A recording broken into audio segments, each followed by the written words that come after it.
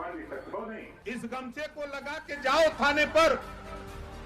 जब आप थाने पर जाओगे तो तेरी शकल में ओम प्रकाश राजभर दरोगा जी को नजर आएंगे। ये है पावर।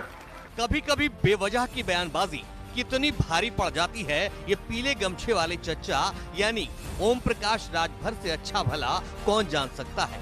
आपको याद होगा यूपी में कैबिनेट मंत्री बनते ही जो भौकाल मचाया था, उसका खामियाजा उनके कार्यकर्ताओं को भुगतना पड़ा था। राजभर ने पीला गमछा लगाकर थाने में जाने को कहा था। किसी थाने पर जाओ, मैं कहता हूं किसी थाने पर जाओ और वहां जाने के बाद थोड़ी सी दिक्कत है, उस थाने पर जाओ, सफेद गमछा मत लगाओ। सफेद गमछा नहीं, एक पीला गमछा लगा लो।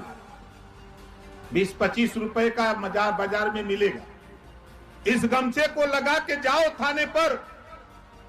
जब आप थाने पर जाओगे तो तेरी शकल में ओम प्रकाश राजभर दरोगा जी को नजर आएंगे। ये है पावर। और जाके बता देना कि मंत्री जी भेजे हैं। और दरोगा जी की पावर तो हो नहीं कि मंत्री जी से फोन करें कि भेजले हुआ कि नहीं। बोलिए है पावर।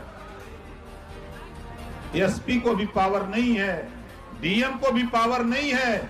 आज जिस मुकाम पे हम खड़े हैं, डीजी को भी पावर नहीं है कि वो हमसे पूछे कि आपने भेजा है कि नहीं भेजा है।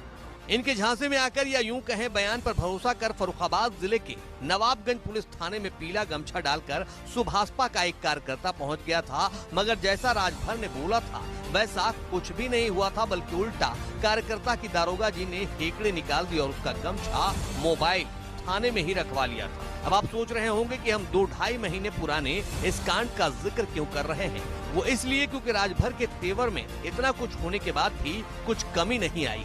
अब इसी तेवर के चलते इनकी ही सभा में इनका मजाक बन गया। पहले ये वीडियो देखिए, फिर इसके पीछे की पूरी कहानी बताएंगे। हमारे प्रश्नों का उत्तर जो पूछ रहे हैं उसका उत्तर खाली चाहिए।